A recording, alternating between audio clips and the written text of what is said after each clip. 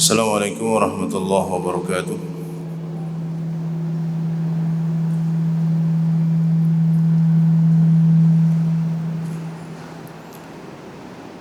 Innal hamdalillah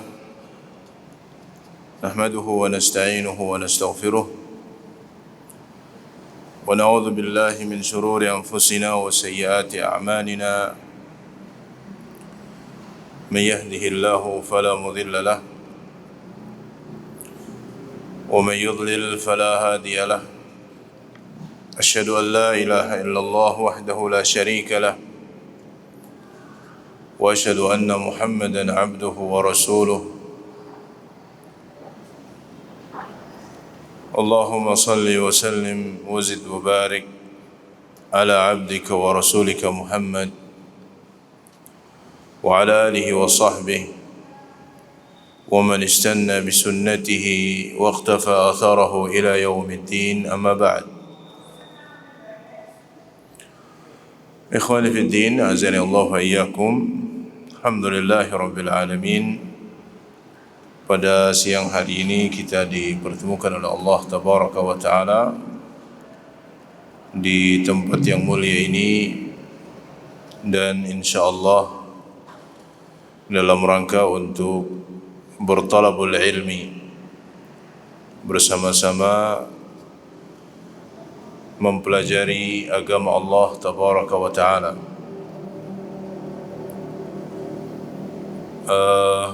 Sebelumnya perlu kami sampaikan jadwal yang biasa diampu oleh Ustaz Rafi. Kemarin kita ada kesepakatan karena beliau merasa keberatan, ya akhirnya beliau ngambil satu jadwal dan saya ambil satu jadwal. Dan insyaallah materi yang akan kita bahas sebuah risalah yang ditulis oleh Syekh Muhammad bin Abdul Wahhab rahimahullah, yaitu risalah Masailul Jahiliyah, permasalahan-permasalahan ataupun kebiasaan-kebiasaan kaum jahiliyah, tradisi-tradisi kaum jahiliyah. Dan kitab panduan yang akan kita pakai adalah syarah yang disampaikan oleh Syekh Saleh bin Fauzan Al-Fauzan hafizahullah ta'ala. Baik, langsung saja kita mulai. Qala Syekhul Islam Muhammad bin Abdul Wahhab rahimahullah fi muqaddimati risalatihi Masailul Jahiliyah.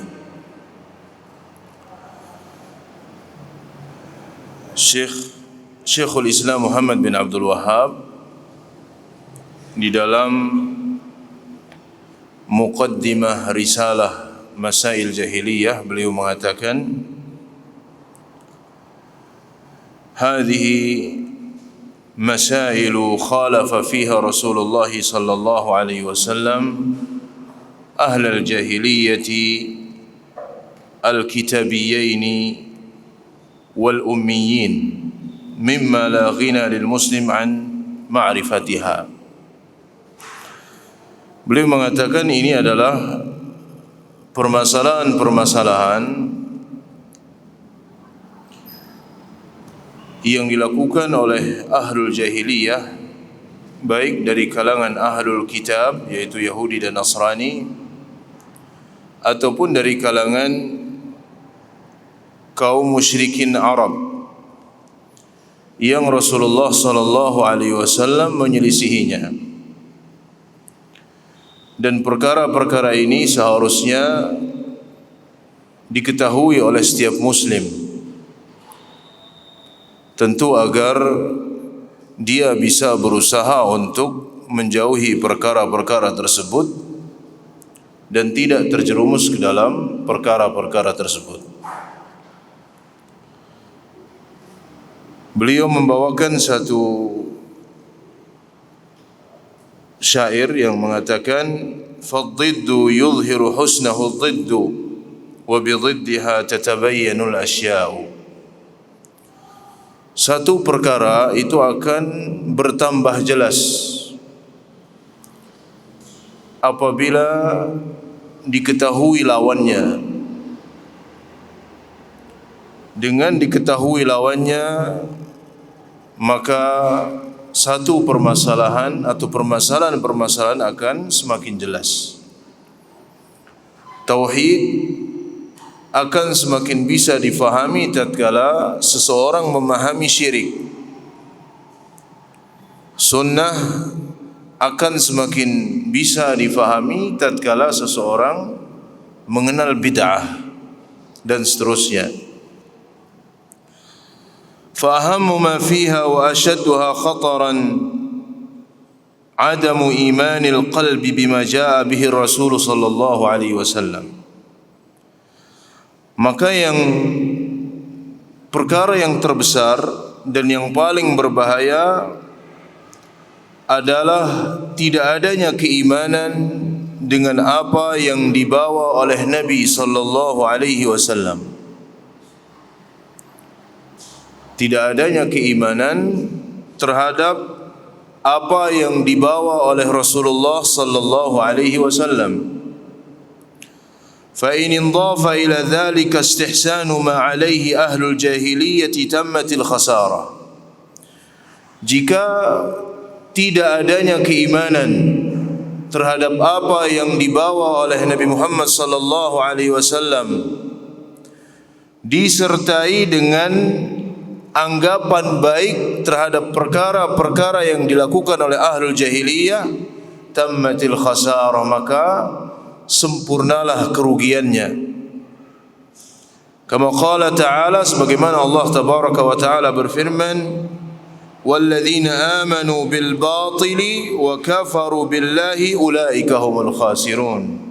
Dalam surat Al-Ankabut ayat yang ke-52. Dan orang-orang yang beriman terhadap kebatilan, wa kafaru billah, kemudian dia kufur kepada Allah tabaraka wa ta'ala, ulaika humul khasirun, merekalah orang-orang yang merugi. Itu matan yang disampaikan oleh Syekh Muhammad bin Abdul Wahhab rahimahullah.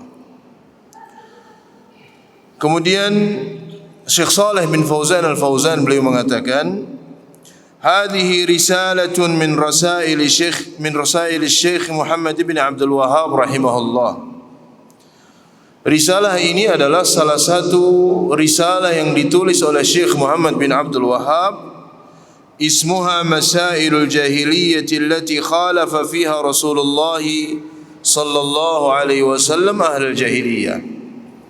Beliau namai dengan Masailul Jahiliyah, masalah-masalah jahiliyah yang ditentang oleh Nabi sallallahu alaihi wasallam, yang diselisihi oleh Nabi sallallahu alaihi wasallam. Tashtamilu ala 128 mas'alah. Risalah ini menyebutkan 128 perkara jahiliyah yang dilakukan oleh orang-orang jahiliyah, baik dari kalangan ahlul kitab yaitu Yahudi ataupun Nasrani, maupun yang dilakukan oleh musyrikun al-Arab, kaum musyrikin Arab pada zaman itu. Istakhlasaha rahimahullahu minal kitabi was sunnati wa aqwali ahli al-ilmi.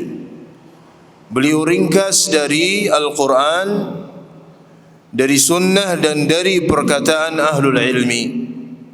Wal gharadu min dhalik, maksudnya adalah, maksud disusunnya kitab ini tanbihul muslimin, untuk memperingatkan kaum muslimin min ajli ay yajtanibu hadhihi al-masail, supaya dia atau supaya mereka bisa menjauhi perkara-perkara ini.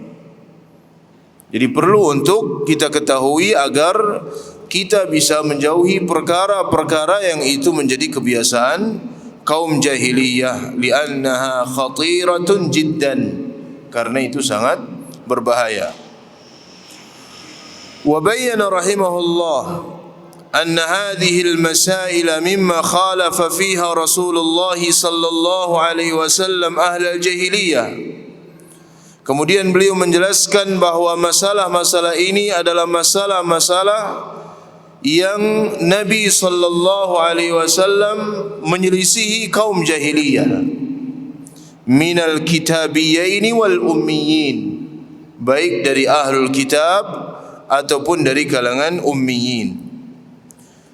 Wal kitabiyyun al muradu bihim ahlul kitab minal yahudi wan nasara. Yang dimaksud dengan ahlul kitab, ya, yang dimaksud dengan ahlul kitab yaitu Yahudi dan Nasrani.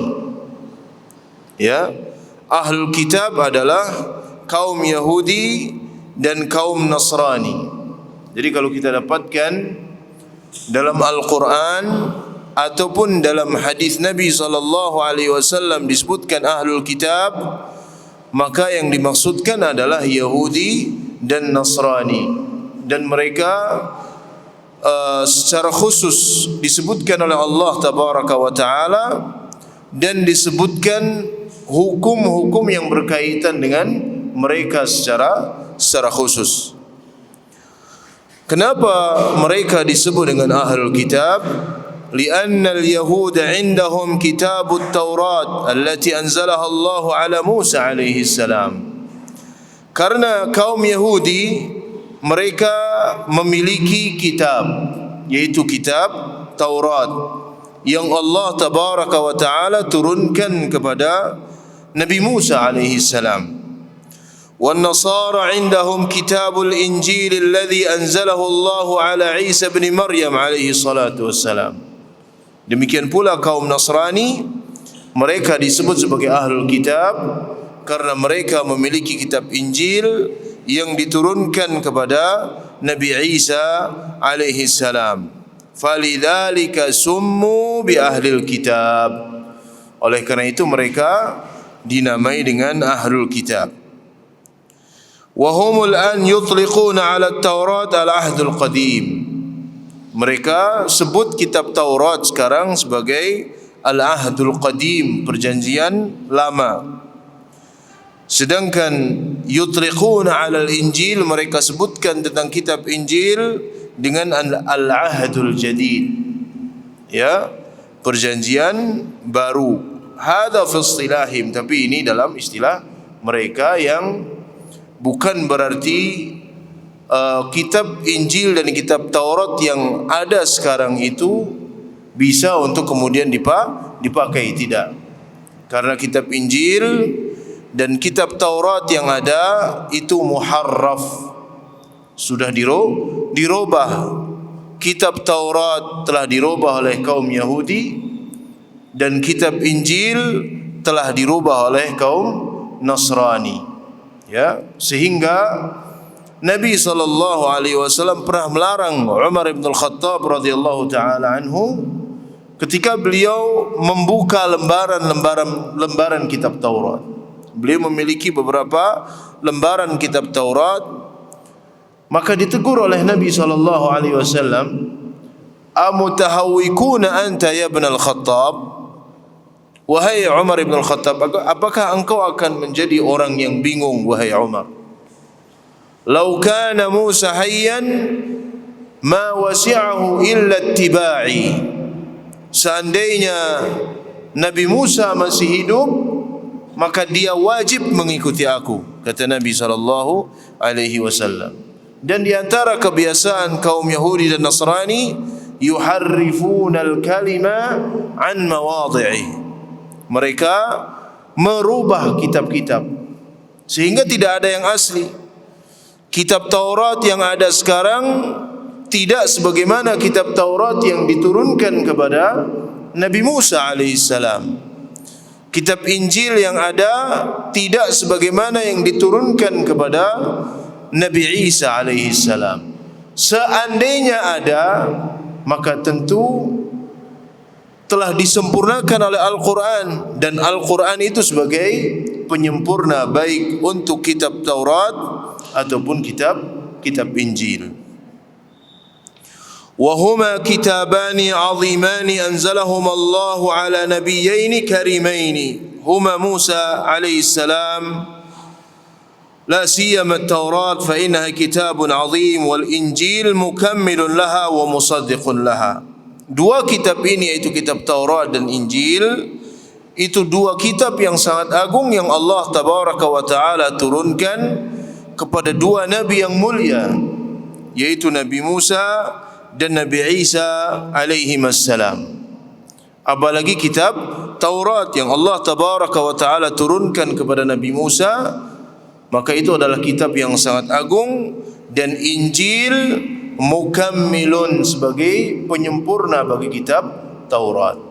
Dan Al-Quranul Karim sebagai penyempurna untuk kitab Injil dan kitab Taurat. Ya, untuk kitab Injil dan kitab Taurat. Al-Quran sebagai penyempurnanya. Maka sudah cukup dengan Al-Quran. Ya, cukup Allah Tabaraka wa Ta'ala menjaga Al-Quran. Mungkin ada yang bertanya, Allah Tabaraka wa Ta'ala menjamin Al-Quran tidak bisa dirubah, tidak bisa untuk dirubah, tidak bisa untuk dihapus sebagiannya. Karena Allah telah menjaganya. Inna nahnu nazzalna dzikra wa inna lahu lahafizun. Sesungguhnya kami yang menurunkan Al-Quran dan kami yang akan menjaganya.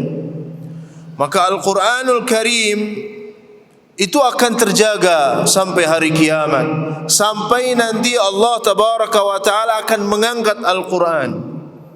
Di akhir zaman Al-Quran akan diangkat oleh Allah, akan diangkat dari hati-hati manusia, akan diangkat dari hafalan-hafalan manusia, dan akan diangkat dari lembaran-lembaran mushaf.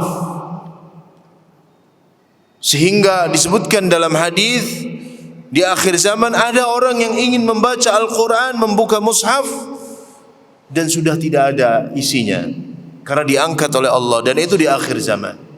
Dan Al-Quran akan terjaga dari semenjak turun kepada Nabi Muhammad sallallahu alaihi wasallam sampai nanti hari kiamat. Al-Quran akan dijaga oleh Allah. Kalau ada yang bertanya, kenapa Injil tidak dijaga oleh Allah?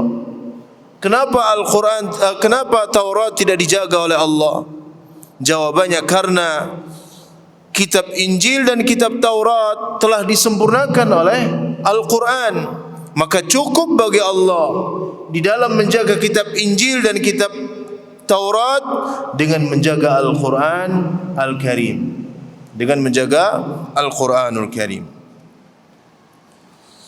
Walidzalika summu bi ahli al-kitab farqan bainahum wa bain ghairihim mimman laysa lahum kitab. Oleh karena itu Yahudi dan Nasrani itu disebut dengan ahlul kitab sebagai pembeda antara mereka dengan yang lain yang tidak memiliki kitab, seperti kaum musyrikin Arab.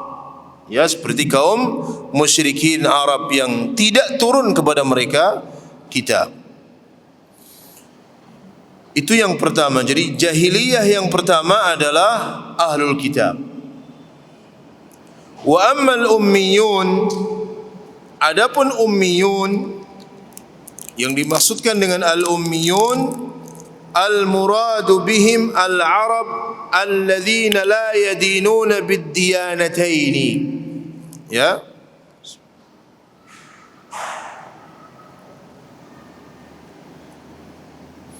Jadi yang dimaksud dengan al-ummiyun, mereka adalah orang-orang musyrik Arab yang mereka tidak beragama dengan dua agama tadi. Tidak beragama Nasrani dan tidak beragama Yahudi. Summu bil ummiyin, jam'u ummi. Disebut dengan ummiyin yang itu bentuk jamak dari kata-kata ummi, nisbat ilal yang itu dinisbatkan kepada al-um. Wal ummi huwa alladhi la yaqra' wa la yaktub. Sedangkan ummi adalah orang yang tidak bisa menulis dan tidak bisa membaca. Ya, al-ummiyun mereka adalah orang-orang Arab. Nisbatkan kepada al-um atau ummi yang artinya orang-orang yang tidak bisa membaca dan orang-orang yang tidak bisa menulis. Seperti Nabi sallallahu alaihi wasallam. Fa innahum qaumun la yaqra'una wa la yaktubuna fil ghalib. Orang-orang Arab pada umumnya zaman dahulu mereka tidak bisa menulis, tidak bisa membaca. Walaysa indahum kitabun qabla nuzulil Quran. Dan mereka tidak punya kitab sebelum turunnya Al-Quran. Falidzalika summu bil ummiyin. Oleh karena itu mereka disebut ummiyin. Kama qala ta'ala, sebagaimana Allah tabaraka wa ta'ala berfirman, huwa alladhi ba'atha fil ummiyina rasulan minhum. Dialah Allah tabaraka wa ta'ala yang telah mengutus di dalam kaum ummiyin rasulan, seorang rasul minhum, dari kalangan mereka. Ya. Wa kama qala ta'ala, wa ma atainahum min kutubin yadrusunaha wa ma arsalna ilaihim qablaka min nadhir. Dan apa yang kami berikan kepada mereka dari kitab-kitab yang mereka pelajari, dan tidaklah kami mengutus kepada mereka sebelummu dari seorang rasul pun. Artinya kaum musyrikin Arab tidak pernah diutus kepada mereka seorang rasul pun kecuali Nabi Muhammad sallallahu alaihi wasallam. Litunzira qauman ma unzira aba'uhum fahum ghafilun. Demikian pula wa wasafa nabiyahu sallallahu alaihi wasallam bi annahu ummi. Allah juga mensifati nabinya, mensifati Nabi Muhammad sallallahu alaihi wasallam bahwa beliau adalah ummi, seseorang yang buta huruf, yang tidak bisa membaca dan tidak bisa menulis. Qala ta'ala, Allah tabaraka wa ta'ala berfirman, alladzina yattabi'una ar-rasula an-nabiyyal ummiyya. Ya, orang-orang yang mengikuti Rasul, seorang nabi yang ummi, yang tidak bisa baca dan tidak bisa menulis. Alladzina yajidunahu maktuban indahum fit Taurat wal Injil, yang mereka mendapatkan Rasul ini, yaitu Nabi Muhammad sallallahu alaihi wasallam, maktuban indahum, tertulis di sisi mereka, fit Taurat wal Injil, baik dalam kitab Taurat maupun di dalam kitab Injil. Ya'muruhum bil ma'ruf wa yanhahum 'anil munkar. Rasul ini memerintahkan mereka dengan yang ma'ruf dan melarang mereka dari yang munkar. Maka Nabi sallallahu alaihi wasallam ummi sebagaimana kaumnya, dan buta hurufnya Nabi sallallahu alaihi wasallam adalah keutamaan bagi beliau. Ya, keutamaan bagi beliau. Sehingga Al-Quranul Karim adalah a'zamu mu'jizah, mukjizat yang paling besar yang dimiliki Nabi sallallahu alaihi wasallam. Kenapa demikian? Karena Nabi sallallahu alaihi wasallam ummi, seorang yang buta huruf, tetapi yang keluar dari mulut beliau sallallahu alaihi wasallam adalah perkataan-perkataan, lafaz-lafaz yang tidak ada baik jin ataupun manusia yang mampu untuk mendatangkannya. Tidak ada yang mampu mendatangkan seperti Al-Quran. Padahal Nabi ummi, beliau orang yang buta huruf. Oleh karena itu ketika kaum kafir Quraisy mereka berkumpul, bagaimana caranya agar menjauhkan orang dari dakwah Muhammad, maka mereka berusaha mencari sebab-sebabnya atau mencari julukan yang pas buat Muhammad. Maka ada yang mengatakan, bagaimana kalau kita katakan bahwa Muhammad itu syair, dia itu penyair. Maka langsung di antara mereka sendiri yang membantah, Muhammad bukan penyair. Bagaimana mungkin Muhammad penyair sedangkan dia ummi? Dia itu buta huruf. Maka mereka tidak memiliki jawaban. Sampai akhirnya mereka bersepakat bahwa yang dikatakan Muhammad itu sihir. Ya, itu pun sebenarnya mereka tidak yakin bahwa Al-Quran itu sihir, tidak yakin. Karena mereka sangat mengetahui sihir. Mereka sangat tahu apa itu syair. Para ulama menyebutkan bahwa mukjizat itu biasanya sesuai dengan keadaan zaman. Mukjizat Nabi Musa alaihi salam, tongkat yang bisa berubah menjadi ular betulan, dan tangan yang bisa bercahaya. Para ulama menyebutkan kenapa? Karena pada zaman itu sedang ngetren sihir. Sihir itu sedang ngetren di mana-mana. Orang itu sedang gandrung belajar sihir. Oleh karena itu ketika Nabi Musa memperlihatkan mukjizat ini kepada Fir'aun langsung mengatakan, inna hadza la sahirun alim. Ini tukang sihir Musa ini. Fir'aun tahu itu bukan sihir. Tetapi bagaimana dia meyakinkan orang-orang di sekelilingnya bahwa Musa itu adalah tukang sihir. Akhirnya diundang tukang-tukang sihir, disebutkan bahwa jumlah tukang sihir yang didatangkan oleh Fir'aun adalah 30.000 tukang sihir. Musa dan Harun sendirian. Ya. Nah, jadi sesuai dengan apa yang ada pada zaman tersebut. Nabi Isa alaihissalam, di antara mukjizatnya, beliau bisa menyembuhkan orang yang buta, beliau bisa menghidupkan orang yang mati dengan izin Allah. Karena yang ngetren pada zaman Nabi Isa alaihissalam adalah ilmu kedokteran. Maka Allah berikan kepada Nabi Isa sesuatu yang lebih dari itu. Dan pada zaman Nabi Muhammad SAW, yang terkenal, yang tersebar adalah syair.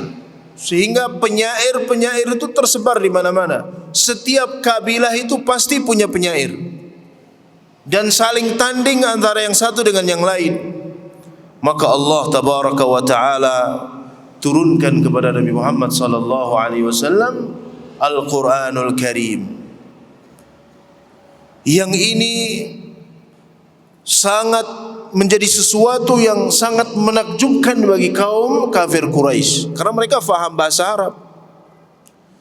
Mereka sangat takjub sekali ketika Nabi sallallahu alaihi wasallam membaca wan najmi idza hawa ma dhalla sahibukum wa ma ghawa, dan seterusnya. Mereka sangat takjub ketika Nabi membaca wadduha wal laili idza saja ma wadda'aka rabbuka wa ma qala. Bahkan suatu saat Nabi sallallahu alaihi wasallam membaca surat Dan kaum Quraisy mendengarkan. Mereka pura-pura tidak mendengar, tapi sebenarnya mereka dengar. Maka Nabi akhirnya membaca wasjudu lillahi wa'budu. Maka mereka tidak terasa sujud sendiri mereka. Tidak terasa. Karena terbawa dengan keindahan Al-Quran. Yang itu tidak pernah mereka dapatkan. Tukang syair, penyair manapun tidak akan bisa mendatangkan yang seperti Al-Quranul Karim. Dan Nabi ummi. Nabi itu buta huruf. Jadi Nabi itu buta huruf, kita harus mengimani. Karena ada orang-orang yang mengatakan Nabi itu tidak buta huruf. Masa Nabi buta huruf? Padahal Nabi buta huruf dan itu keutamaan bagi beliau. Dan bukti keagungan mukjizat beliau. Ya, bukti keagungan mukjizat beliau.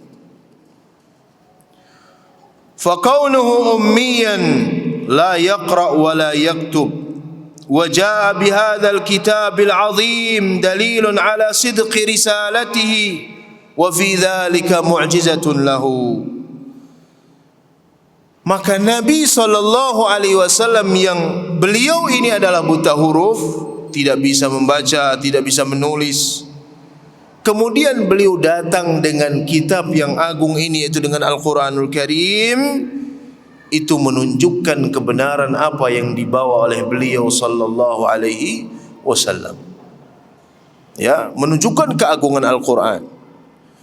Dan tidak ada yang mampu mendatangkan yang semisal Al-Quranul Karim. Ya, mukjizat-mukjizat yang ada dalam Al-Quran. Dan ini termasuk keagungan Al-Quranul Karim.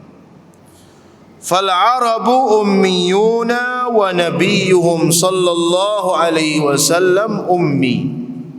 Maka Nabi sallallahu alaihi wasallam, maka orang Arab adalah ummi. Kebanyakan mereka tidak bisa membaca dan tidak bisa menulis. Ada sebagian yang bisa membaca, sebagian yang bisa menulis. Seperti para sahabat ridwanullah alaihim ajmain, ada yang bisa menulis, ada yang bisa membaca, tapi ada yang juga buta huruf. Wa nabiyuhum ummi, dan nabi mereka juga ummi, untuk menunjukkan bahwa apa yang dibawa Nabi Muhammad sallallahu alaihi wasallam adalah kebenaran. Ya, maka Allah tabaraka wa taala menantang kaum Quraisy. Wa in kuntum fi raibin mimma nazzalna ala abdina fa'tu bi suratin min mithlih. Jika kalian ragu-ragu terhadap apa yang diturunkan kepada hamba kami, yaitu Muhammad sallallahu alaihi wasallam, fa'tu bi suratin min mithlih, coba datangkan satu surat saja yang seperti Al-Quranul Karim. Mereka tidak akan bisa. Allah berfirman, "Qul la in ijtama'atil insu wal jin." Katakan wahai Muhammad, seandainya berkumpul manusia dan jin, ala ayyatu bimithli hadzal Qur'an, untuk mendatangkan yang semisal Al-Quran, la ya'tuna bimithlihi, mereka tidak akan mampu mendatangkan yang semisalnya. Walau kana ba'duhum li ba'dhin zahira, sekalipun mereka saling bahu membahu, saling bantu membantu untuk mendatangkan Al-Quranul Karim, la ya'tuna bimithlihi, mereka tidak akan mampu. Terbukti apa? Terbukti 14 abad dari sejak zaman Nabi SAW, sejak Al-Quran diturunkan oleh Allah kepada Nabi sampai sekarang, tidak ada yang bisa mendatangkan yang seperti Al-Quranul Karim. Ya, yang sangat indah bahasanya, yang sangat membuat takjub orang-orang Arab pada saat itu. Ya. Ammal jahiliyatu fal muradu biha nisbah ilal jahal. Adapun jahiliyah, yang dimaksudkan dengan jahiliyah itu nisbat kepada jahal, nisbat kepada kebodohan. Wal jahlu adamul ilmi, dan jahal itu artinya tidak berilmu, bodoh. Wal jahiliyatu hiya allati laysa fiha rasulun wa laysa fiha kitab. Yang dimaksud dengan zaman jahiliyah adalah zaman yang tidak ada rasulnya dan tidak ada kitab yang diturunkan. Wal muradu biha ma kana qabla bi'tsatin nabi sallallahu alaihi wasallam, dan yang dimaksudkan dengan zaman jahiliyah zaman sebelum diutusnya Nabi Muhammad sallallahu alaihi wasallam. Ya, zaman sebelum diutusnya Nabi Muhammad sallallahu alaihi wasallam.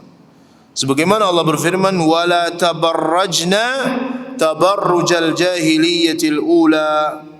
Janganlah kalian wahai para wanita bersolek, berdandan seperti berdandannya kaum jahiliyah yang pertama. Yani allati qabla bi'tsati Nabi sallallahu alaihi wasallam. Maksudnya sebelum diutusnya Nabi Muhammad sallallahu alaihi wasallam. Adapun setelah diutusnya Nabi Muhammad itu tidak ada zaman jahiliyah. Maka tidak boleh kita mengatakan sekarang ini zaman jahiliyah, tidak boleh. Mungkin karena saking ruwetnya lihat keadaan manusia, kemudian kita ngomong, oh kita ini sekarang zaman jahiliyah. Benar-benar orang itu kembali kepada zaman jahiliyah? Tidak benar. Zaman jahiliyah selesai dengan diutusnya Nabi Muhammad sallallahu alaihi wasallam. Perbuatan-perbuatan kaum jahiliyah itu yang masih ada. Masalah-masalah yang nanti akan disebutkan oleh Syekh Muhammad bin Abdul Wahhab rahimahullahu taala.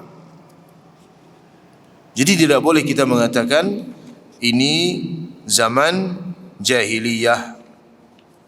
Tidak boleh, itu mencela waktu, tidak boleh. Li'annahu qabla bi'tsati Nabi sallallahu alaihi wasallam kana al-'alamu kulluhu yamuju fi dhalalin wa kufrin wa ilhad. Karena sebelum diutusnya Nabi sallallahu alaihi wasallam, dunia ini terpenuhi dengan kesesatan, kekufuran dan pengingkaran terhadap Allah tabaraka wa taala. Lianna ar-risalati as-sabiqatin darasat, lianna ar-risalati as-sabiqatan darasat. Karena risalah-risalah yang dibawa oleh para nabi itu telah punah, tidak ada. Fal yahudu harrafu kitabahum at-Taurat. Kaum Yahudi mereka telah merubah kitab Taurat. Wa adkhalu fihi katsiran minal kufriyati wad dalal. Kemudian mereka masukkan di dalam kitab Taurat kekufuran-kekufuran dan kesesatan-kesesatan. Wasyana'i'u allati adkhaluha fit Taurat, dan perkara-perkara yang tidak termasuk dalam kitab Taurat, perkara-perkara asing yang kemudian dimasukkan ke dalamnya oleh orang-orang Yahudi, sehingga tidak bisa dikatakan bahwa itu adalah kitab Taurat. Wa kadzalika an-nasara harrafu kitabahum al-Injil. Demikian pula kaum Nasrani, mereka telah merubah kitab Injil.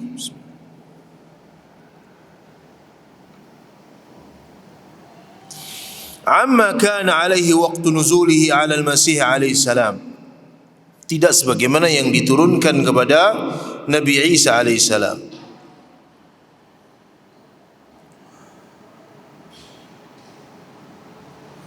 وذلك أن رجلا يقول له بلس أو شاول كان يهوديا حاقدا على رسول الله عيسى عليه السلام، فهذا الرجل لجأ إلى المكر والخديعة في إفساد دين المسيح عليه السلام. Kenapa dalam kitab Injil terjadi perubahan-perubahan? Ya, beliau menyebutkan karena ada zaman dahulu ada seorang Yahudi yang sangat benci kepada agama Nasrani yang bernama Balas. Dia, ya, orang ini membuat tipu daya untuk merusak agama yang dibawa oleh Nabi Isa alaihissalam. haitsu azhara al-imana bil Masih, di mana dia mengaku beriman kepada Nabi Isa. Jadi pura-pura beriman kepada Nabi Isa, tetapi hakikatnya mereka ingin merusak agama Nabi Isa, sebagaimana yang dilakukan oleh kaum orientalis pada zaman ini, kaum liberal yang mereka ingin merusak dinul Islam. Karena hanya dengan cara itu mereka bisa mengalahkan kaum muslimin. Mereka tidak punya kekuatan kalau harus berhadapan dengan kaum muslimin. Maka mereka kirim orang-orang yang pura-pura masuk ke dalam Islam untuk merusak Islam, sebagaimana yang dia lakukan di sini. Wa annahu ra'a ru'ya bi za'mihi fa amana bil Masih wa saddaqahu an-nasara fi maqal. Dia mengatakan bahwa dia bermimpi, dia dapat wangsit mimpi beriman kepada Nabi Isa, dan kemudian orang ini dipercaya oleh orang-orang Nasrani. Thumma innahu tanawala al-Injil alladhi anzalahu Allah ala Isa. Kemudian dia mengambil Injil yang masih asli, fa adkhala fihi al-wathaniyat wasyirkiyat wal kufriyat. Kemudian dimasukkan di dalamnya perbuatan-perbuatan syirik dan kekufuran-kekufuran. Haitsu adkhala fihi aqidat at-tatslits. Dia berhasil memasukkan ke dalam kitab Injil akidah atau keyakinan trinitas, ay anna Allah thalithu thalatha wa anna Isa ibnullah. Dia berhasil memasukkan kata-kata itu ke dalam kitab Injil. Dan seterusnya, akhirnya kitab Injil itu muharraf, sudah dirubah, tidak sebagaimana yang diturunkan kepada Nabi Isa alaihi salam. Wa ammal arabu fakanu ala qismain. Adapun orang-orang Arab sebelum diutusnya Nabi sallallahu alaihi wasallam, fakanu ala qismain. Mereka terbagi menjadi dua. Qismun ittaba'a ad-diyanati sabiqah. Bagian pertama mengikuti agama orang-orang terdahulu, mengikuti agama Yahudi, mengikuti agama Nasrani, mengikuti agama Majusi. Wa qismun kanu 'ala al-hanifiyah. Sebagian lain masih lurus, masih lurus mengikuti agama Nabi Ibrahim dan Nabi Ismail. Jadi orang Arab pada saat itu terbagi menjadi dua. Ada yang terpengaruh mengikuti Yahudi, Nasrani dan Majusi. Ada yang lurus mengikuti agama yang dibawa oleh Nabi Ibrahim alaihissalam. Hatta zahara fihim rajulun, sampai muncul di kalangan mereka seseorang yang bernama Amr bin Luhai al-Khuzai. Amr bin Luhai al-Khuzai kana malikan ala Hijaz. Dia salah seorang raja di Hijaz. Wa kana yudhiru at-tanassuka wal ibadata was salah. Kemudian dia menampakkan ibadah-ibadahnya, menampakkan kesolehannya. Wa dhahaba ila Syam lil ilaj. Dia pergi ke Syam untuk berobat. Fawajada ahla Syam ya'budun al-asnam. Dan dia mendapatkan penduduk Syam itu menyembah berhala. Fastahsana dzalik. Akhirnya Amr bin Luhai ini menganggap, wah ini sesuatu yang baru, menarik. Sesuatu yang baru dan menarik. Akhirnya dia pulang ke Arab dan membawa berhala dari Syam. Membawa berhala dari Syam. Kemudian dia berusaha mencari berhala-berhala yang lain, dan berhasil untuk mendapatkannya. Wa wazza'aha ala qabail al-Arab. Kemudian Amr bin Luhai ini membagi-bagi di setiap kabilah di Arab. Wa qabilu minhu, dan itu diterima oleh kabilah-kabilah Arab. Mulai saat itu masuklah perbuatan syirik di jazirah Arab. Sehingga Amr bin Luhai ini pencetus pertama perbuatan syirik di jazirah Arab. Jadi bukan satu kebanggaan ada pencetus umpamanya yang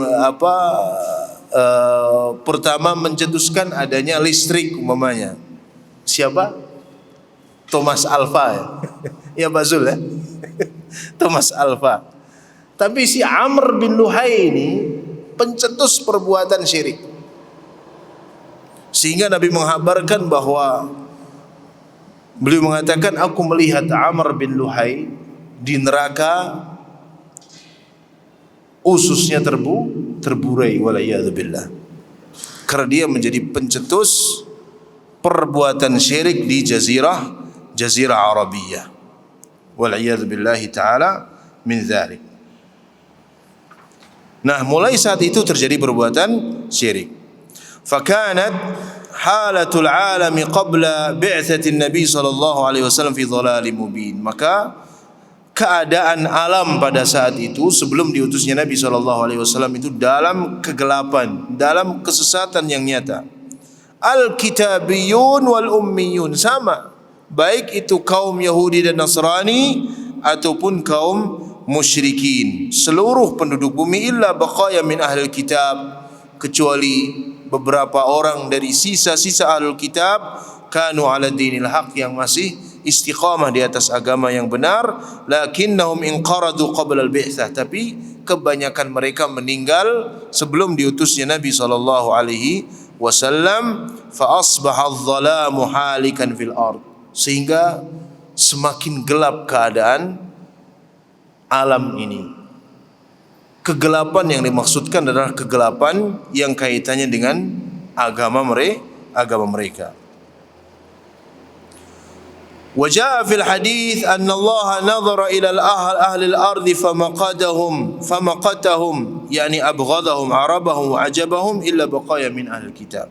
Disebutkan dalam hadis bahwa Allah melihat kepada penduduk bumi, maka Allah murka kepada mereka seluruhnya, baik yang Arab ataupun yang Ajam, kecuali sisa-sisa dari kalangan ahlul kitab. Ikhwani fi din, azani Allah wa iyyakum. Jadi ini masih muqaddimah yang disebutkan oleh beliau. Insyaallah pekan depan pertemuan yang akan datang kita akan mulai al-mas'alatul ula dari masalah-masalah yang disebutkan oleh Syekh Muhammad bin Abdul Wahhab rahimahullahu ta'ala. Wa sallallahu ala nabiyyina Muhammad wa ala alihi wa sahbihi wa sallam. Subhanakallahumma wa bihamdika asyhadu an la ilaha illa anta astaghfiruka wa atubu ilaik. Assalamualaikum warahmatullahi wabarakatuh.